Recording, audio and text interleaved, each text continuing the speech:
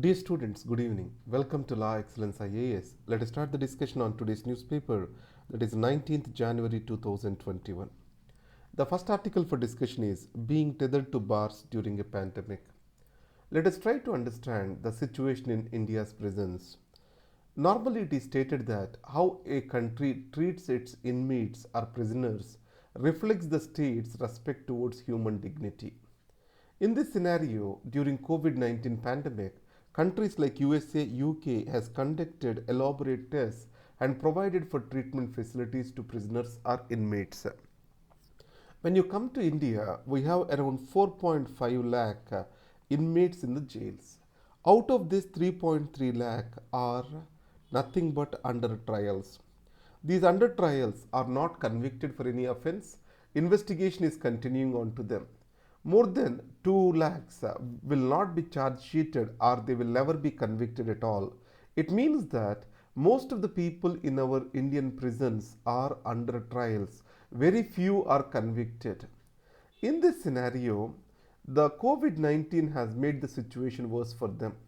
And many a times, these people are facing this prison without doing any crime. Second thing is, because of overcrowding or the other reasons, they are facing the threat of COVID 19. Here, Supreme Court has clearly stated, according to 436A of CRPC, any person who is under trial and if he has taken up the prison time for half of the time of the maximum punishment for a particular activity he committed, he has to be released on bail without any sureties. Now, government has to implement this, and also during COVID-19 we need to do the necessary tests, segregation and treatment for these inmates in prisons. That is what the author is talking about. Mining in India equals selling the family gold. Here, selling the family gold, he is talking about inheritance. Mines and minerals are the property of the people and future generations. Intergeneration equity is essential for mining. Today, for our materialistic needs, corporates are offered with the mines, and mining is becoming disproportionate to the needs of the society. In this case, unsustainable mining is doing a grave injustice for the future generations. It is also leading to inequality, and certain corporations they are paying minimal royalty to the states and enjoying the maximal benefits out of mining. And second, the accounting standards of the government itself has to change. The proceeds from the mining shall not be counted as revenue. If 100 rupees is the revenue, then 1000 rupees is the money which is gone to this private explorer and contractor. In these circumstances, government has to develop a separate fund as like in Norway. If you go to Norway, we have future generations fund. India also shall plan for something like this. Whatever it takes, the government must do all within its powers to combat vaccine hesitancy. Why the vaccine hesitancy is so high in India? Most of the states failed to reach the expected targets of vaccine administration yesterday. It is due to the people's lack of trust in the vaccine. Why the people do not have trust in the vaccine and why Covishield is more preferred compared to Covaxin? The reason is that the lack of sufficient data transparency when these are being authorized for emergency use. So it is the government's, during this time government has to make extra steps to increase the confidence of the people on vaccines. Poison and prison. Authoritative rule of Putin is being questioned by a person by name Alexei Navalny. He was poisoned on flight and he is getting treated in Germany. After the treatment, he was visiting back to Russia. He was arrested in the airport. This clearly shows the authoritative tendencies of the Putin administration. The limits of Biden. This article says that the maneuverability of Biden is less in office. The major reasons are this. In Congress, Biden's Democratic Party do not enjoy huge majority. There is a lot of opposition from Republicans, and Trump supporters are close to 7 crore.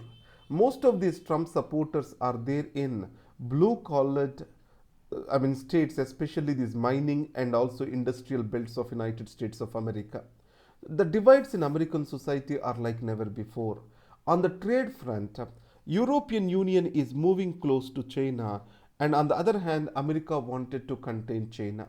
So this dilemma cannot be resolved by Biden in office. That is the first thing. Second thing is lack of majority in Congress. Where is a thin, a raper margin majority is there for Democrats in Congress. The third most important point is European Union is moving close to China, as I said to you before, and to counter China, the United States of America do not have sufficient resources. China is making this one belt one road initiative. If US has to counter this, it has to allocate the finances. Mr. Biden has no finances or nor the willingness to spend so much. So that's why the maneuverability of Mr. Biden in office will be very less. Covaxin not to be used in cases of allergy, fever, poor immunity, and in the case of people using blood thinners like heparin or people who have bleeding disorders, this vaccine shall not be used. Task Force on Marriage Age submits report to Prime Minister's office. You know, Prime Minister has clearly stated in his August 15th speech that malnutrition in India is majorly due to early marriages and early conception. It has to be changed. It means age of marriage for girl children has to be raised from 18 to 21 years. That is the Prime Minister's statement. After that, a task force is appointed under the leadership of Jaya Jaitly, and it has submitted its report to the Prime Minister recently. Supreme Court directive on quota in promotions. With regard to quota in promotions, it is allowed by the Supreme Court in Nagaraj versus Union of India case. In this, Supreme Court also stated that creamy layer will apply in case of reservations in promotions too. States have many objections to it. Now Supreme Court is about to consolidate these objections to hear. Venkaya bats for whistleblowing in corporates. Corporate governance shall promote for transparency and accountability. In this context, Vice President Venkaya Naidu says that whistleblowing has to be promoted actively in corporate sector and company secretaries have to be the protectors of the corporate governance. That is what he says. Thank you very much. This is Dr. Rambabu signing off for Law Excellence IAS.